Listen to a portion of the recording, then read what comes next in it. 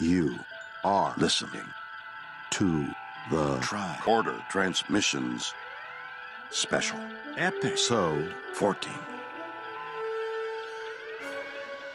And now, here are Craig and Jeff.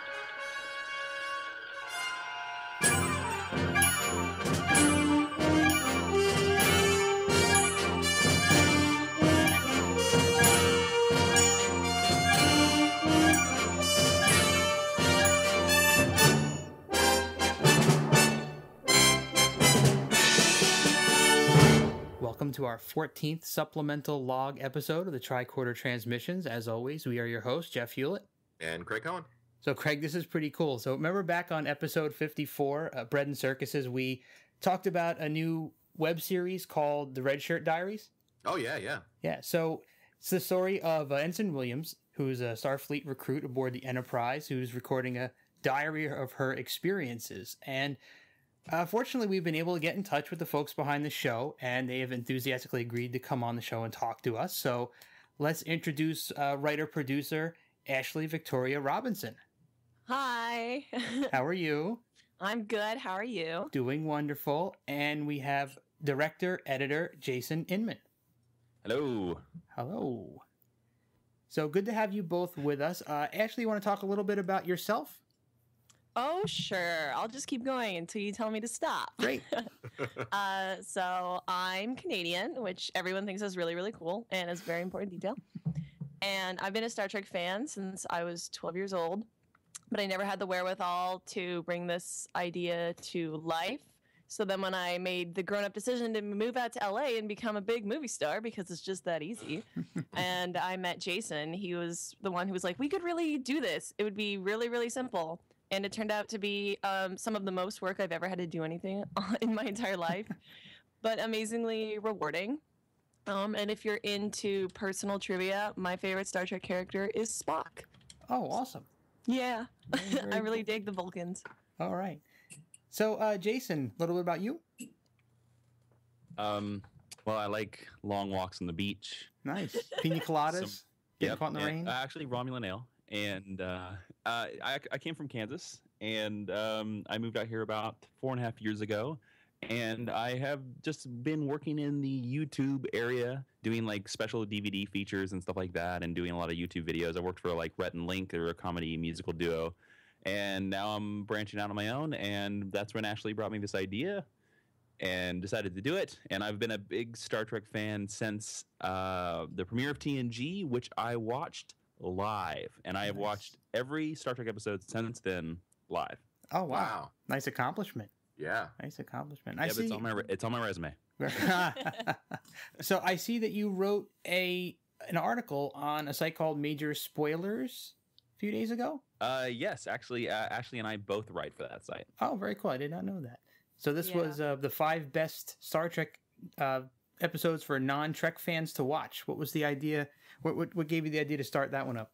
Well, actually, it was that was the day after the anniversary of the Man Trap. Mm-hmm. And I was like, oh man, I love Star Trek. How can I, write something for Star Trek and get paid to do it? Did you read the list? What do you think? Yes, I did. What are your opinions? A lot of people have been giving me guff about it. No, I thought it was a pretty solid list. Of course, we're an original series focused show, so I was glad to see at least one episode from the original series made the list. Of course, it's the boilerplate City on the Edge of Forever, which is the one that I think Craig and I both use to introduce people to Star Trek. It's a great jumping off point. I am not as familiar with DS9, so... You're wrong. Whoa. It's the best. I know, everybody says that. I've been trying to watch it, but I'll catch up eventually. So, it seemed like a pretty solid list to me. I would probably consult with my buddy Chris, who's our resident DS9 expert, to see if he concurs with that. He's actually watched every episode of every series multiple times, and he's on our show quite a bit as one of our go-to experts on series that we're not as familiar with. Well, I picked that list, and the episodes I picked was because, if you're a non-Star Trek fan, mm-hmm. You're not going to connect with, the technobabble, and you're not going to connect with any of the spacey stuff. What you're going to connect with is if that episode like gives you an emotional experience. Mm-hmm. And I picked those episodes because I felt like all of those episodes have like very strong emotional arcs for the characters that I think anybody, you know, if you don't understand the technology and you don't understand the Spock's a Vulcan, you could still get it. Like what happens at City on the Edge of Forever, like that's, you know, there's some arguments that Edith Keeler could be Kirk's greatest love of all time. Mm-hmm. Oh yeah. You know, and that's pretty powerful. And then The Visitor, that DS Space Nine episode, the whole episode is about Jake Sisko and his dad, and it's about Jake Sisko can't let his dad go. He literally cannot live without his dad, and that series, that episode. I've made this argument before, like, and this is my argument for you to watch D Space Nine. That episode of The Visitor might be, in my opinion, the best episode of Star Trek they've ever made. Wow, that's saying a lot. It is. It is. And I know you guys are TOS fans, so like guys, so like you might be more biased, but like no other episode of Star Trek has made me cry besides that episode. Wow. I contrastly have cried at about 9. So So Ashley, you just mentioned that you were a big DS9 fan. I am. Why with the Red Shirt Diaries did you decide to sort of go into the original series? Because even though Deep Space Nine is and will forever be my favorite series of Star Trek ever, I think that the original series has the strongest characters. And I think that they have the most impactful in popular culture. So, of course, if you're looking at, you know, range and playability, that's always great. But Captain Kirk and Spock and McCoy as a triumvirate are very, very strong together. And I think because the themes throughout TOS, because obviously it is the original series, are the most obvious. And I think they're played the strongest at face value, for lack of a better phrase. That lends itself to the ability to create something out of that, like a fan production. And even when you go into parody, because the themes are so strong, because it's visually so striking, because each of the characters is so distinct, it gave me what I thought would be, and turned out to be true, a lot of, I guess, fodder for creative outlet. That sentence didn't make any sense. No, it made perfect sense. Technobabble. Yeah. So there was a sentence that I saw as I was watching your first episode, The Man Trap. There was a sentence I saw in the show notes that I wanted to read out here and get your reaction to. Oh Lord, what did I mistype? No, nothing you mistyped. It said it stood out to me, and I wanted to read it out. It said this series was created to show our love of Star Trek and how much the show has shaped our lives for years. I was wondering, jump into that a little bit, and how did it shape both of your lives? Star Trek has actually probably had more impact on my life. I don't want to misspeak for you. Hey, but you open this up. Go ahead. All right, sorry. I was set on the goal of becoming an astronaut until I was like 12, and it was all I talked about, and it was all I wanted to do, and it was because of Star Trek: Next Generation. Like I got into that show, and I was there, and then it was through that show. You know, this is pre-internet days. Like, luckily, the local library had, like, VHS tapes, and that's how I saw Charlie X for the first time, and the Corbomite Maneuver, which is actually my favorite TOS episode of all time. Wow. And it really, like, really shaped, like, my life, because, like, I was so into that and so going to be an astronaut, and then, like, a teacher once, I was horrible at math, and my teacher once told me, he's like, you know you have to learn a lot of math to do that, right? And I was like, oh, crap. And my dreams just came tumbling down. And then I spent my junior high and high school career trying to figure out how I could go to Star Trek without being an astronaut, or how I could get closest to that. And it wasn't until high school that I was like, wait a minute. There's people that make these things. That's how I can do it. Nice. So, Ashley, did it shape your life at all? Well, about the time I started watching Star Trek was when I decided that I wanted to be an actor person. So in a much more selfish and a much less magical way, it's been my goal for over 10 years now to be involved in an official production of Star Trek in some meaningful way to me, which would be as long as I could see my face on the camera somewhere. Like, that would be super, super cool. But also, I do a lot of writing outside of Red Shirt Diaries, which Jason actually deserves a huge chunk of the writing credit for as well. And again, like I was saying, with the strength of the characters and the theme, like Star Trek is always something that you can go back to, especially if you're doing a science fiction, because it's so powerful. So even if you're not doing, a direct parody or satire or taken some pastiche on it, it's always a good place, I think, to start from. So I think in a lot less romantic sense, that's how it shaped my life. But now, now I'm in my 20s and I still have 4 different Spock action figures. So there's clearly some psychological impact there. Which 4 do you have? I don't know, what's the series called? The Art Asylum. The Art Asylum one. Oh, I have some of those. I have the pop vinyl Kirk and Spock. I have, I don't know what the name of it is off the top of my head, which I should, but there's a company in LA and they do these. It's a similar idea to pop vinyl, but they're smaller and generally more cuter looking. And they're Spock, Kirk, and Uhura were their beta series. So I have the Spock from that. And then I have a tiny Spock who's Zachary Quinto from Burger King, and he says a couple different phrases. Oh. He's like an inch and a half tall. So I'm pretty accepting of Spock across the franchises. Do you have any favorite Spock moments from the original series? Oh man, that's tough. Oh, bug. I have one. Okay, you can go. Let me think. Can I interrupt on your question? Yeah. What is the episode, gentlemen, where Spock goes to the planet and he gets the spores? Oh, This Side of Paradise? Yes, there you go. My favorite Spock moment of the whole thing is when he comes back up to the ship and he's in that cargo uniform, and then Kirk spends 5 minutes egging him on until they have that fist fight. Yep. That's my favorite. which they then redid in first J.J. Abrams. Yeah, they got pretty close to it. Yeah. As long as he's raising an eyebrow and looking condescending, I'm pretty much there. Yeah. Isn't that the fight scene where Kirk slugs Spock in the face and Spock just kind of turns back with this enraged look on his face, like, yeah, can't believe you just it's hit like me. It didn't affect him at all. Yeah, I love that moment. That was a good one. So I guess we've actually used your favorite character was Spock. What about you, Jason? Oh man, it's tough. Original series, of course. What's the original series? Yes. See, original series, I have to go with Kirk. Wow. I have to go because he's basically a space cowboy, no pun intended. Mm-hmm. He'll generally shoot something first instead of and then sleep with the women. Although that's been exaggerated over the years. He's a great leader, though. Kirk's very smart, and Kirk always has a plan. And then when he doesn't have a plan, he has a bluff. And there's something that's been lost, I think, and maybe a little bit even in the J.J. Abrams, that Kirk is this strong. He's this force of will that cannot be stopped. And he will figure a way out, and he will do it. But he's more action-oriented, and Picard's kind of similar, but Picard tends to go more towards negotiation, whereas Kirk tends to more go towards, I'm going to kick him in the face. That's my action. It's very true. I don't know.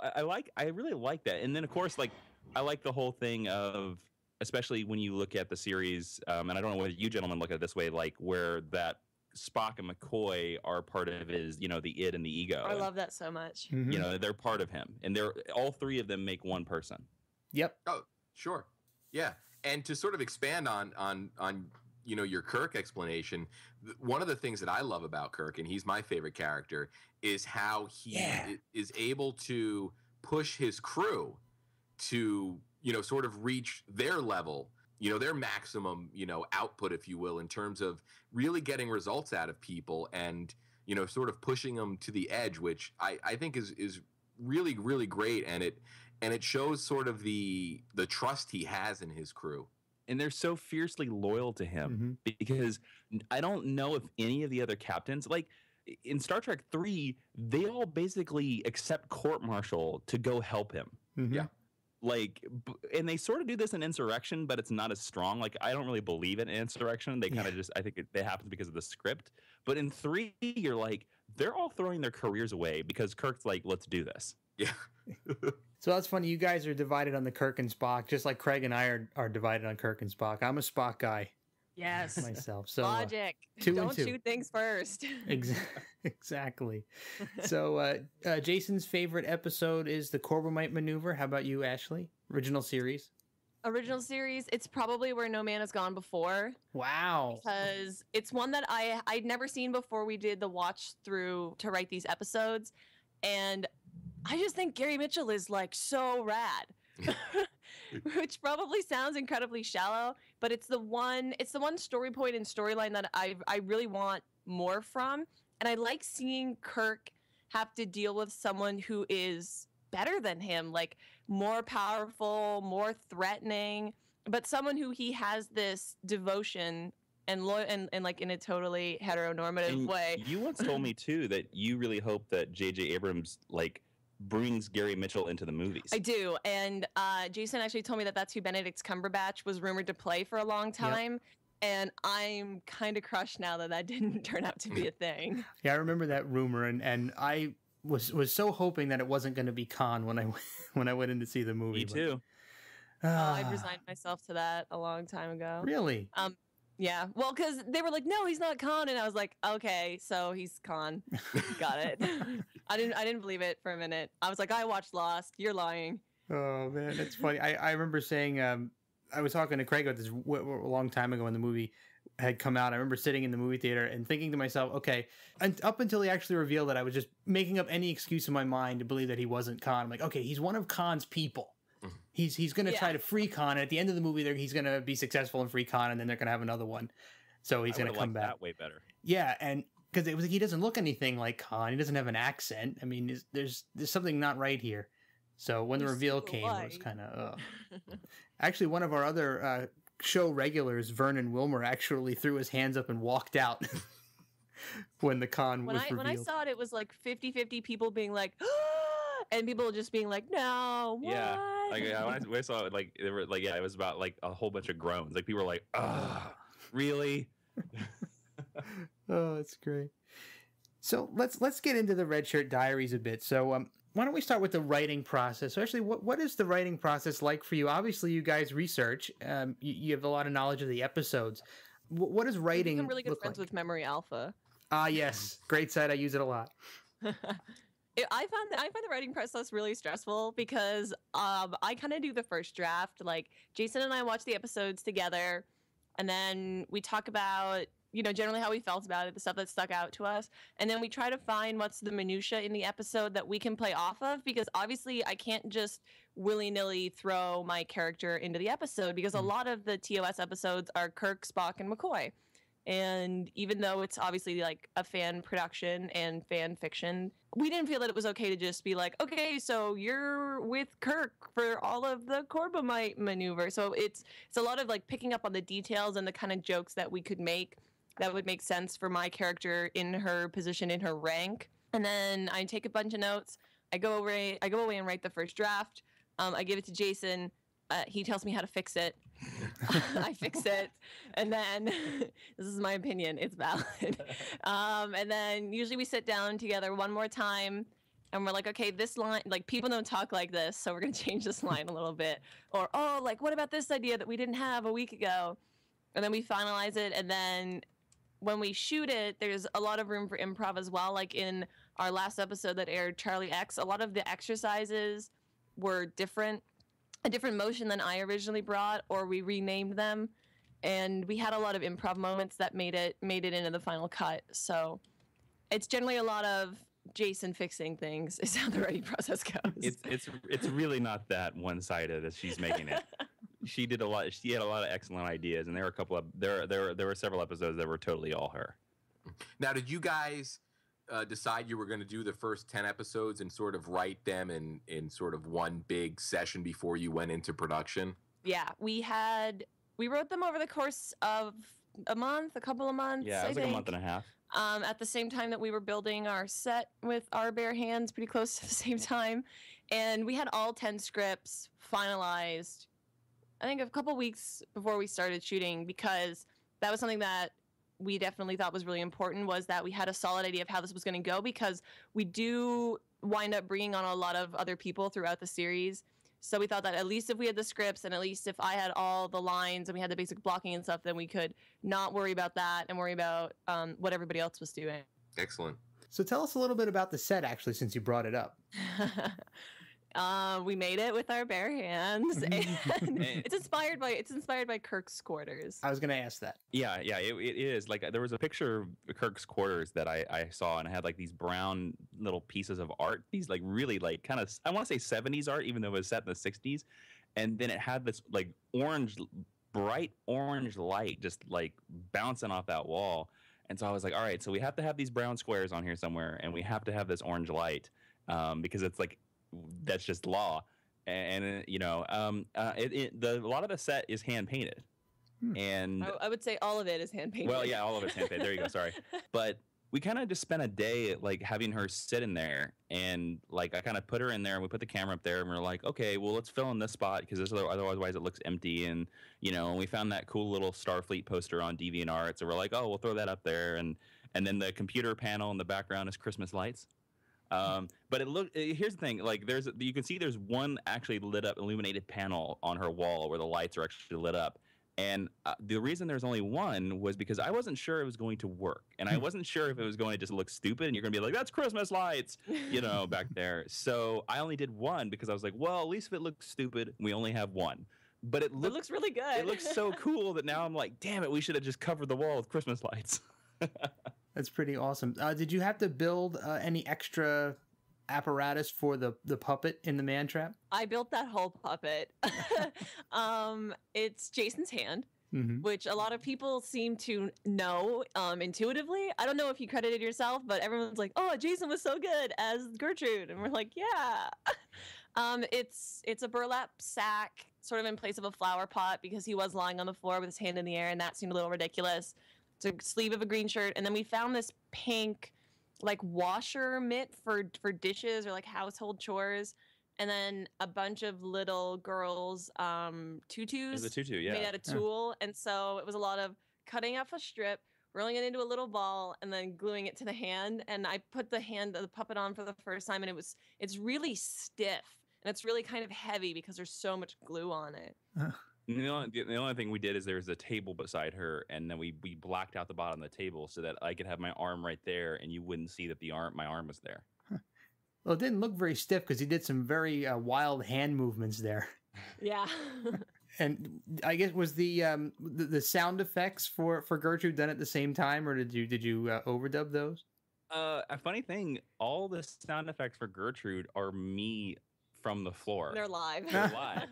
And I actually had never intended that. Like I was going to like overdub them, but for some reason they just worked, and I was like, I don't need to change these. I think because you were really loud and scary. Yeah.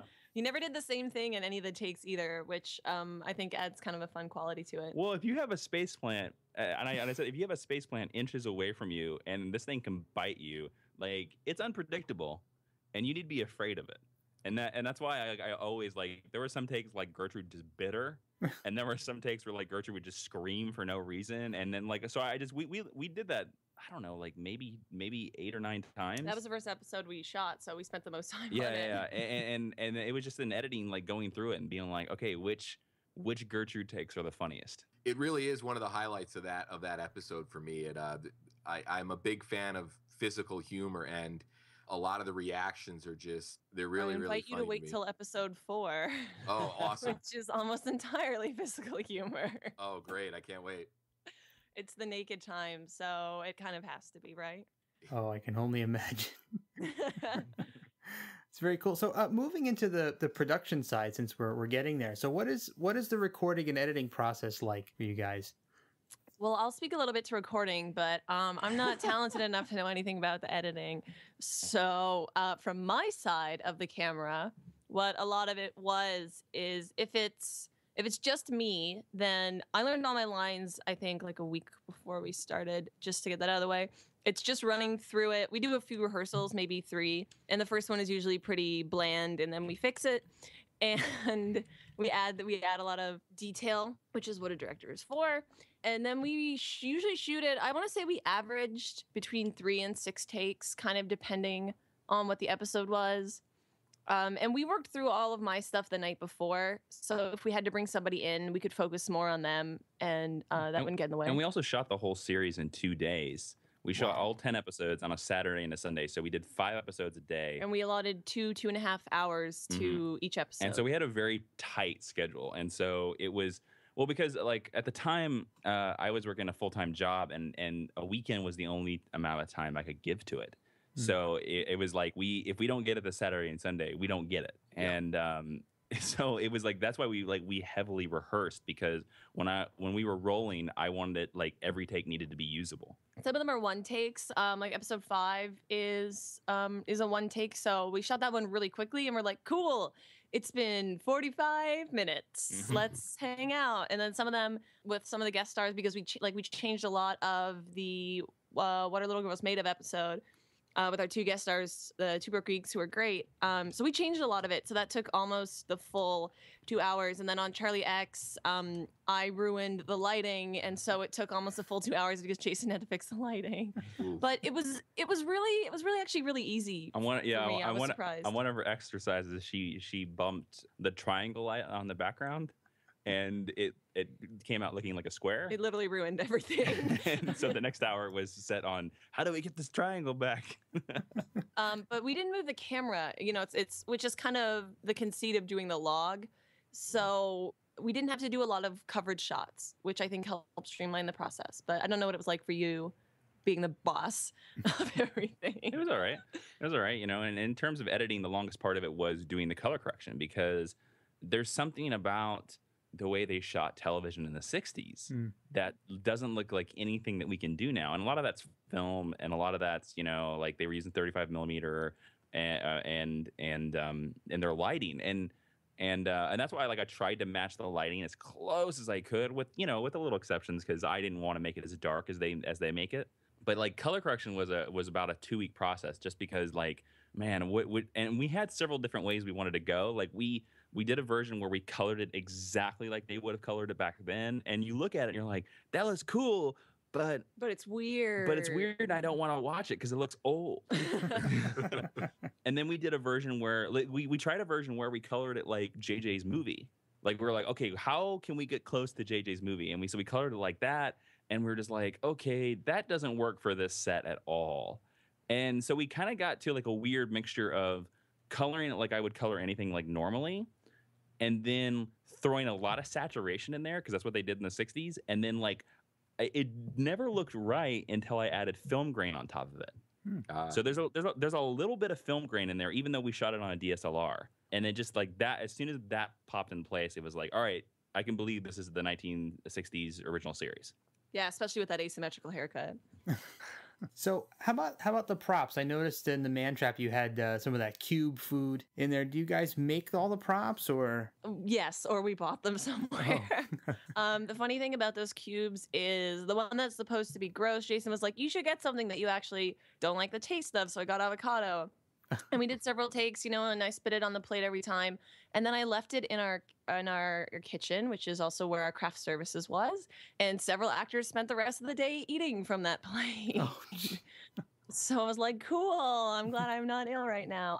We had a few of the props between the two of us already. Some of it was we had a tricorder from the movie, and we had a friend who had a tricorder from the original series. So that you may or may not get a fun contrast between the two of them. And also, the other thing about it is, and I've seen a couple comments about this, is that our Captain Kirk wears the movie uniform, and that was because I was Captain Kirk for Halloween last year, and it didn't make sense to go buy another Captain Kirk. We made the series for less than $500, and a lot of that was set and just lights and food. And so it was like, well, we can't really spend a lot of money on costumes. We already have this Captain Kirk shirt. Let's just wear it. And hopefully our story will let us get past the fans. I think the only uniform that we bought was the red dress, because I only had a blue Spock shirt, and that wasn't going to do. But I can't remember all of the props, but I know that we built several of them, and we had to go kind of suss out things that we could either use in place of, or we had to figure out what we're going to use for a ceiling panel. Yeah, so for a panel to a Jeffrey tube that is in her quarters, and we had to figure out what was that going to be, and we're like, yeah. And it's so funny because I think we spent some time. We were like, "Oh, are we going to use a duct grating? Or are we going to use this?" Yeah, we'll go buy one. No problem. You literally only see it on camera for half a second. Did I just pick up on a spoiler there? Did you just mention that Captain Kirk makes an appearance? Yes. So he hasn't shown up yet. He has not shown up yet. I'll give you a hint. A spoiler right here. If you watch till the end of episode 4. Because we always do these after the credit scenes, and the only one that doesn't have an after credit scene is episode 3. But at the end, 3, the after credit scene is the first appearance of Kirk in our series. First appearance. And then episode 5 is all about Kirk. It's all about Kirk because it's the enemy within. Oh, very cool. Over the course of the 10, I guess, so we're going to see Kirk. We've already seen Uhura. So I guess, do we have an opportunity? I don't want to spoil anything, but is there an opportunity to see any of the other crew members appearing? Yeah, I'll tell you. I don't think it spoils anything because they're there. Okay. We see Spock show up Briefly, very briefly, who was originally going to be a voiceover, and then we actually had another human being there. So we were like, "Hey, here's a blue shirt," and we are going to see McCoy show up, and we're going to hear about Yeoman Rand. Ah, Excellent. She's kind of, and we are also releasing a companion webcomic that comes out every Tuesday. Which is its own individual adventure, and she's definitely going to pop up there. So Yeoman Rand has kind of become this weird, like, running joke in Ensign Williams' life. So if we go to season 2, it's my hope that we get to see her on camera. She's kind of like my rival. Excellent. That hair is going to be hard to pull off. oh yeah. I know. Well, we live in Los Angeles. Someone can do it. Yeah, Craig and I just had the pleasure of actually spending some time with her out in Las Vegas at the convention a month or so I'm so ago. jealous. Yeah, Yeah, and there was going to actually a really good Rand cosplayer there. oh, exceptional. Yeah. Exceptional. We were going to go to that this year, but we decided against it because I have this running joke that on one of my very first YouTube videos I ever did, and I'm in it, and somebody said, "You look like the son of Commander Riker," because I apparently look a lot like Jonathan Frakes. It's the beard. And I have this joke that I want to go to a Star Trek convention and pay to get the picture with him and bring him an ugly sweater, and I'll wear an ugly sweater, and we're going to do our family photo with my space dad. And we were going to go this year and do it, but he wasn't there. And Nope. he went to like Salt Lake City or something or some other place. He was originally And- on, and then he had to cancel because he got a gig, I guess, directing The Librarian. Oh. Oh, work, God. Yeah. Yeah. But he was signed on early on. They had a couple cancellations this year, but They he did. canceled pretty early. Cisco canceled too. Yeah, Well, I Cisco know. canceled like what, a couple days before, Yeah. He was busy after playing blowing off piano. Boston. Well, he actually lives really close to me. Oh, really? I can't believe I've never run into him. Yeah, I live right near Princeton, New Jersey, and that's where he lives. In Nice. I was gonna say, Princeton. do you ever just hear him like singing off in the distance? I had hoped that I would, and I've been in town a bunch of times and have never run into him there. Unfortunately, I would have thought I would, but maybe he's a private kind of guy. He has some kind of a farm type house. If you've ever seen The Captains, they go to like his Yep. his ranch kind of thing. Oh, and he's hysterical in that. Oh, it's amazing. Yeah. It's an Oh my amazing God. sequence. It's so funny to see Shatner trying to wrangle him. Yeah, he has I'm no not clue I'm to not do. convinced that he's not messing with Shatner the whole time. Yeah, he might have been. Avery Brooks sort of has that quality though, where you're watching and you're like, I can't believe this, and you almost think it has to be some kind of put on, Right? but then you're like, it looks way too genuine not to be. It's amazing. If it is an act, it's a great performance piece. Certainly is. So speaking of some of these guest stars that you guys are having come through the show, like we saw Uhura come through. Are they friends of yours or local actors and actresses in the community or? Season 1 is all of our friends because we didn't quite know how it was going to go down. Karshina Jefferson, who plays Uhura, is a friend of Jason's who just happens to look a lot like her. So, which is why she's the only facey that you get. She was the first person that as soon as we started talking about this, I was like, we have to have my friend Karshina. And Ashley was like, why? And I was like, she looks exactly like Uhura. And she was fantastic. She was the first person that we shot with. And then we have the Two Broke Geeks. They're Geek and Sundry bloggers. They come on, and Omar provides the brief Spock performance that we get. And then our McCoy is actually played by DC Comics writer Sterling Gates, who's a friend, because we were like, hey, be grumpy, and he was like, I can so do that. Yeah, it was. Yeah, a lot of it was like, again, we didn't quite know how it was gonna go, and this is the first and we had 2 days, and we were like, man, do we really want to be working with people that we don't know in this short time frame? Well, if we just do it with our friends, then everybody should at least have a good time because we'll just be hanging out with our friends. And again, fortunate to live in LA and know people who are like, yeah, I'll come be on camera. That's totally rad. That sounds pretty cool. So I noticed that Charlie X was a very physical episode. Yeah. I mean, and we've already heard a couple of the disaster stories, but I was curious: are we ever going to get like an outtake reel? Hey, Jason, are we ever going to get an outtake reel? I have no say. You're not the first person to ask me this. All right. Possibly, maybe. There's a lot of footage. So it would be a lot of combing through footage. I know a lot of it. I don't like. Here's the thing. A lot of it's just gonna be me busting up at stuff. Yeah, a lot of it's gonna be just Ashley in front of the set, just laughing at herself every once in a while. Like that's gonna be about it.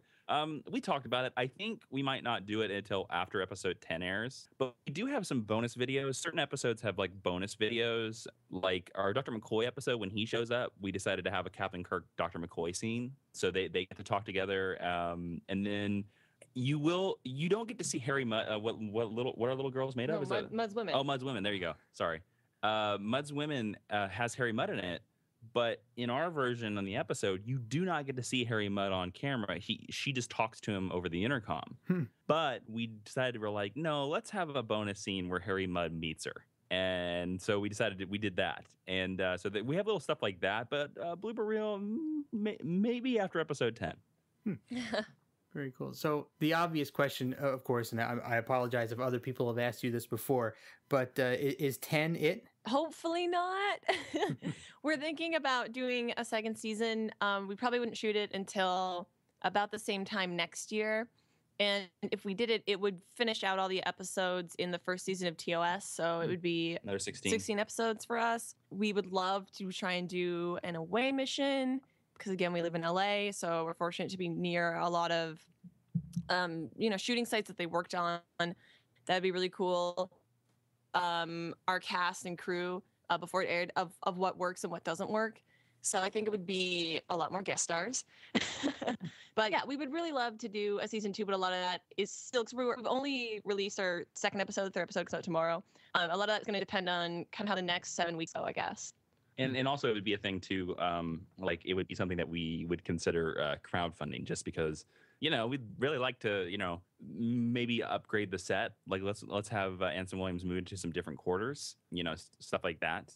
I don't know, and make sure that everybody has original series costumes. They all have them, and be able to actually feed our actors. Yeah, to offer some more payment for people's services instead of being like, hey. Well, that But sounds no, like a perfect incentive for crowdsourcing is a blooper reel. Yep. Right? But we have crazy ideas. Like when we first started talking about the series, we were like, oh, and if it even, like, you do, when you start a project, you do crazy talk. You're like, and what if this makes me a millionaire and stuff like that. And we did crazy talk of like, okay, what would be the next generation spinoff of this? And they were like, oh, so it could be Ensign Williams' great granddaughter on the Enterprise D. And then she gets transferred to Deep Space Nine, and then like her sister gets sent to Voyager, and they all look the same, and they're all played by Ashley. Yeah. In 12 years, if we're doing Voyager episodes. Well, you have to get assimilated at some point, though. Oh my God, the Borg actually scare me, so I don't really know how I feel about that. So, is there anything else that you guys want to talk about in regards to the show that we haven't covered yet? I think the best thing to do would be that, or the best thing to talk to about is do a little shameless plug, and that's if you guys like the series, because I think you gentlemen really do, is just to share it. Like a simple tweet about it does so much. And like there's other Star Trek productions out there like Axanar and Star Trek Continues, and there's another web series out there called Red Shirts, and they're not set in the Star Trek universe, but they're still kind of the same idea.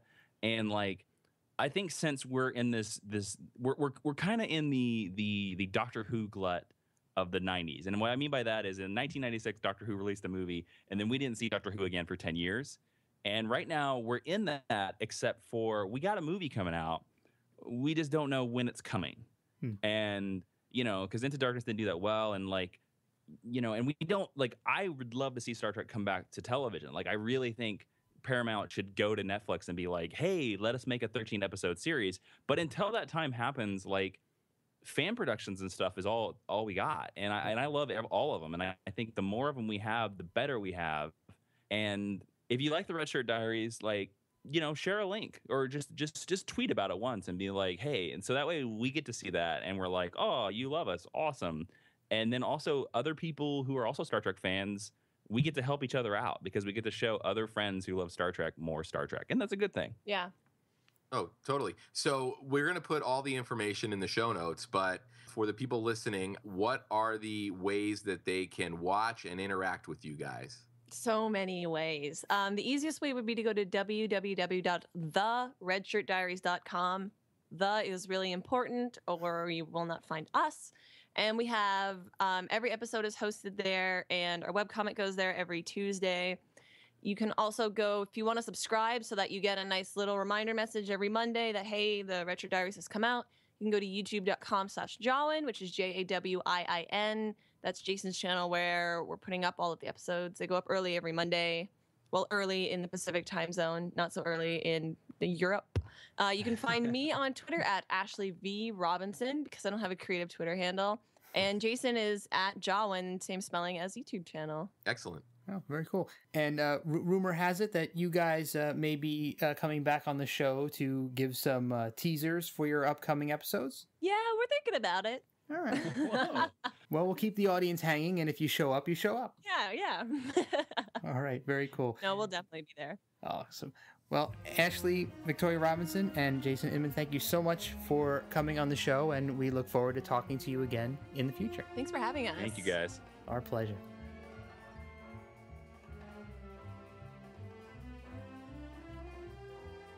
Hey everybody, before we let you go, I wanted to let you know that the Red Shirt Diaries is currently running a little contest, and all you have to do to enter is share a link to their 3rd episode, Where No Man Has Gone Before, on social media. Be sure when you do to use the hashtag #TheRedShirtDiaries. Doing that will automatically enter you to win a giveaway of your very own Tribble. He comes in a little plastic canister too, so he's kind of cool looking. So the winner will be chosen at random and announced on Monday, September 22nd. Good luck, everybody.